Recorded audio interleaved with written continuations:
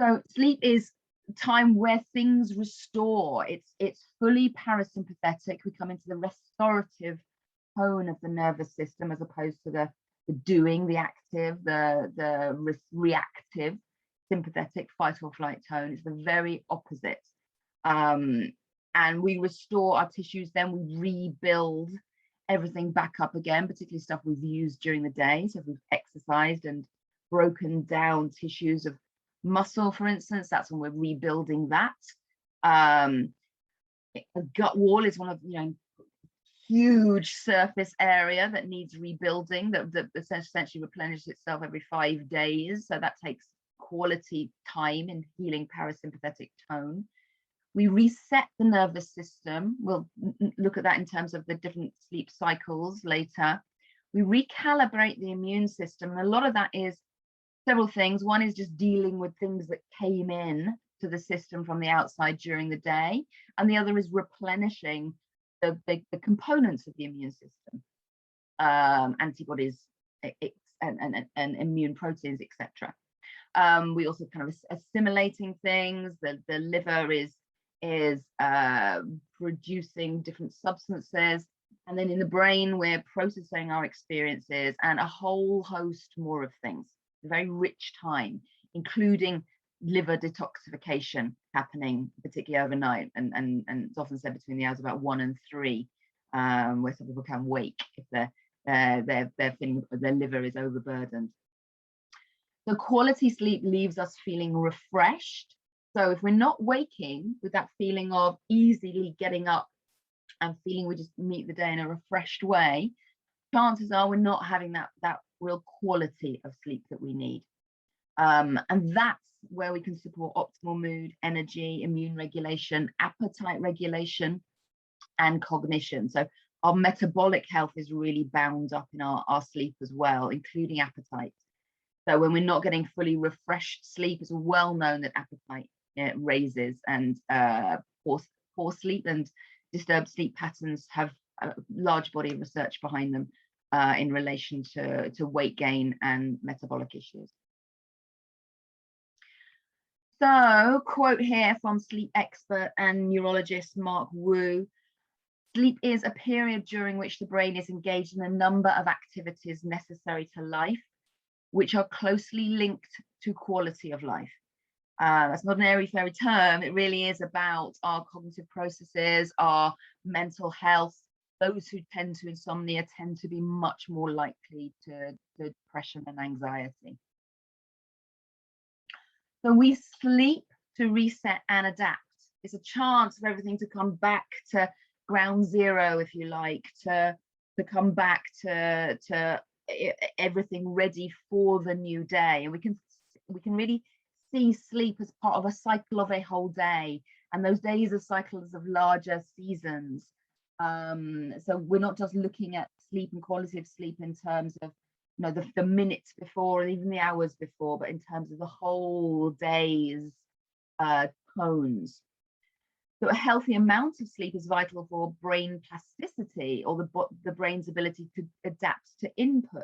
And that very much then feeds into how we cope with stress the next day. We cope with stress the next day. We feel when we go to bed that stress hormones haven't taken over the show, and we have less anxiety and less tendencies to being overwhelmed, and we can go into more quality sleep patterns. Sleep may also promote the removal of waste products from brain cells, part of the kind of lymphatic system and beyond, something that seems to occur less efficiently when the brain is awake. That's something that's really being understood in the last couple of decades, that clearance of the brain, the detoxification systems through the brain that are all important for our cognition and mental health. And that allows us to process and assimilate the day's experiences. And part of that is going into dream states, REM states, and we'll look at those a little later. So too little sleep, and we can tend to have stress responses that are heightened in compensation to a poorly refreshed brain and dampened awareness. That means if we haven't had that ability to come down, to have a reset, we don't feel in a very intuitive way, that we're able to adapt as easily. It's not as safe that we can go into kind of survival modes more to compensate for just not being easily able to adapt. And within that, we're less efficient metabolically. We tend to crave more sugar, stimulants, and empty calories just to keep us going when resources are low. So you might find, and this is part of a cycle of maybe you're going through something that's creating difficulty or challenge in your life, or stress or grief.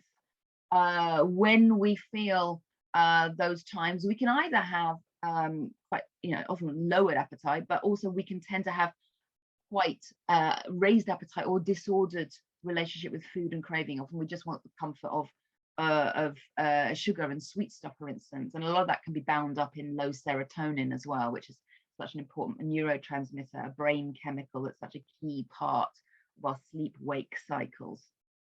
And we'll come to that a bit later as well, in terms of how we can support that with, nutritionally. So some studies show that adults with insomnia are almost 4 times as likely to become depressed compared to those who don't have insomnia. And I haven't gone through this in any detail here, but insomnia tends to be put into 2 categories: type 1, which is difficulty falling asleep, and type 2, this is difficulty sustaining sleep or waking through the night. What we look at here can apply to both, but I will do something. I'll do it something later on that really specifically gets into specific states of insomnia. So sleeping like our ancestors is something that's not necessarily available to us because we don't live like them. So let's notice that, become aware of the fact that we don't live in caves anymore, but we still do have these primal settings that were laid down many years ago. Recent sleep research, which has looked at societies alive today who are still living as close to our hunter-gatherer ancestors as is possible, and is available at the earth at the moment. Our hunter-gatherer societies in Tanzania and Bolivia, and hunter horticulturalists, so one step towards farming in the Kalahari Desert. And it's been seen within these peoples that they actually probably slept less, or sleep less than the 8 to 10 hours that we're often recommended. So this is sometimes positive that our ancestors probably slept more than we did. They went to sleep when it got dark, and they get up when it went light. And actually, what's recognized now, that it actually those communities probably went to bed about, I think that the average was cited about 3.2 hours past dark. So part of our cultural heritage is, as people throughout the world, is that we dance at night. We would have fires. We would have community around the fire, and that's been a large part of our social cohesion as socially engaged animals.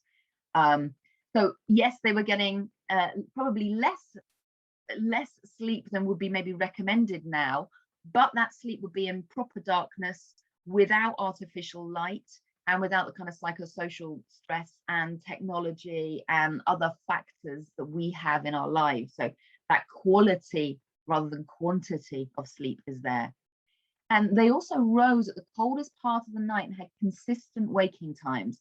And it's one of the things that's really been cited in terms of supporting insomnia and supporting quality sleep, is the consistency of the time you get up, and that with sunlight and with the dawn, and that raises us to cortisol levels to get up in the morning. So what is sleep? And this is still discussed, but in trying to understand this as of great interest to us. But essentially it's a sort of 8 altered consciousness. Now, altered to what? Because we go through many different stages of consciousness, but it's the one where we're not fully conscious and present in the world. We drop into brain cycles where we have a relatively low sensory relationship with the external world. We're much more internalized. So in many ways, we need to feel safe to actually do that. And we may have slept with the safety of other members of the tribe previously. Now we tend to have houses and things that give us that sense of security. during our both waking and sleeping, our brains run through 90-minute cycles of more excitation and inhibition. So more awake, less awake. We run through 90-minute cycles, and that's both the brain and the gut as that connective tissue. Now we feel that in the daytime by having some points we feel more alert, and others where we're just maybe a bit kind of naturally spaced out, naturally go into lulls. And it's really helpful for our quality of sleep and quality of letting ourselves go around these cycles, which I did talk about in the energy webinar, to let ourselves have those lulls. When you need a break, take a break. When you need to just kind of be in that kind of altered consciousness and in a waking state, slightly dreamy, that liminal space, let ourselves be, or being, switch to more creative pursuits at that time.